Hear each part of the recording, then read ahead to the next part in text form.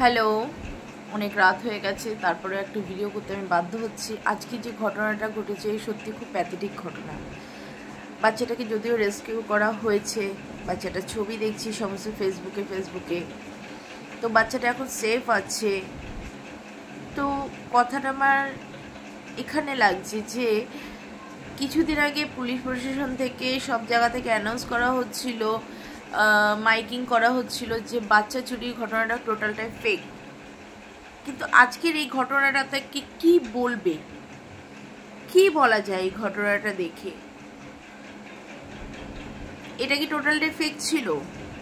বাচ্চা চুরি হচ্ছে না, হচ্ছে, কিন্তু টোটালটা যেহেতু ঝামেলা হচ্ছে, কিছু একজন আননোন মহিলাকে মারধর করা হয়েছে, তার জন্য হয়তো পুলিশ আমাদেরকে বলছে এই বাচ্চা চুরির ঘটনাটা ফেক। কিন্তু এটা ফেক না, হচ্ছে, হয়ে চলেছে, পরপর হচ্ছেও।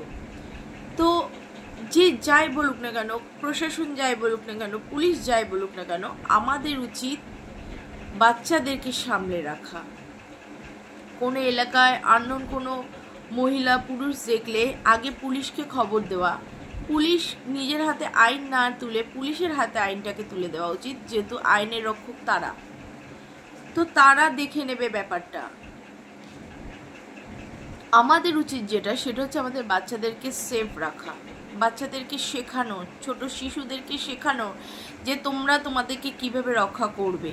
কারণ এখন বেশিরভাগ বাড়ির গার্জিয়ানরা, বাবা মা উভয় চাকরি করে, বাইরে চাকরি করতে যায়, অতএব বাচ্চারা একা থাকে বা পরিবারে একজন বৃদ্ধ মানুষ থাকে। তো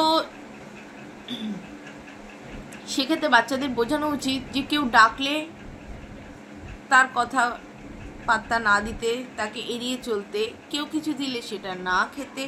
ইভেন কোনো আননোন ব্যক্তি যদি তোমার বাচ্চার সাথে কথা বলতে যায়, তাহলে সেই বাচ্চাটা যেন সেটাকে অ্যাভয়েড করে যায়, তার সামনে গিয়ে কথা না বলতে। কারণ এখন এমন একটা নেশার জিনিস বাচ্চাদের সামনে ধরছে, বাচ্চারা পুরো চৈতন্য হয়ে পড়ছে। তো উচিত আমাদেরকে, আমাদের বাচ্চাদেরকে আমাদেরকেই রক্ষা করা, কেউ রক্ষা করবে না। ঘটনা ঘটে যাওয়ার পরে হয়তো আমরা পুলিশের কাছে যাব, তাদের কাছে হেল্প চাইব, কিন্তু আমাদের বাচ্চাদের রক্ষা করার একমাত্র ক্ষমতা হচ্ছে আমাদের গার্জিয়ানদের। আমরা আমাদের বাচ্চাদেরকে শেখাবো কিভাবে তোমরা তোমাদেরকে রক্ষা করবে, আপনারাও শেখাবেন, যাতে আমাদের আর কারোর উপর নির্ভরশীল নাও হতে হয়, কারোর কথা শুনে না চলতে হয় যে বাচ্চা চুরি হচ্ছে না তো চলো রিল্যাক্সে থাকা যাক, বাচ্চার মতন থাক। একদম না। যে যাই বলুক না কেন, আমাদের বাচ্চাকে আমরা সচেতনভাবে রাখবো। আমরা আমাদের বাচ্চাকে শেখাবো যে তোমরা কেউ কিছু দিলে খাবে না, কেউ তোমাদের সাথে কথা বলতে আসলে তার সাথে কথা বলবে না। ইভেন কোনো আননোন ব্যক্তি যদি তোমাকে কোনো রকমভাবে তোমার সামনে এসে বা তোমাকে ডাকার চেষ্টা করে বা তোমার সামনে থেকে কোনো কিছু ঘোরানোর চেষ্টা করে, তুমি সেটা থেকে দূরে সরে যাবে। এই তিনটে জিনিস যদি গার্জিয়ানরা বাচ্চাদেরকে শেখায়, আশা করি তোমাদের বাচ্চা সেফ থাকবে। কারণ এক একটা শিশু এক একটা পরিবারের সব থেকে বড় সম্পদ, অনেক বড় সম্পদ শিশু। সেই শিশু যখন এখন এইভাবে চুরি হচ্ছে আর সেটাকে ধামাচাপা দেওয়ার জন্য প্রশাসন থেকে যখন বলছে এটা মিথ্যে, ফেক, তখন আমাদের শিশুদেরকে আমাদেরকে উচিত রক্ষা করে। আমি তো আজকের পর থেকে আমি আমার সন্তানকে শেখাবো, শেখাচ্ছিও, আর আরও ভালো করে শেখাবো। আপনারাও শেখান। আপনাদের সম্পদ আপনারাই একমাত্র রক্ষা করতে পারবেন, আর কেউ রক্ষা করতে পারবে না। এই ছোট বার্তাটা জাস্ট আপনাদের কাছে পৌঁছানোর জন্য আমি এত রাতে আজকে একটা ভিডিও করলাম। দয়া করে কথাটা ভালো করে শুনবেন।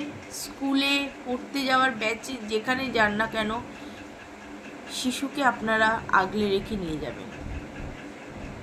ওই জিনিসটাকে হারালে আর কেউ পাবে না, ওই জিনিসটা আর হারালে পাওয়া যায় না। এত সুন্দর একটা ফুলের মতন জিনিস।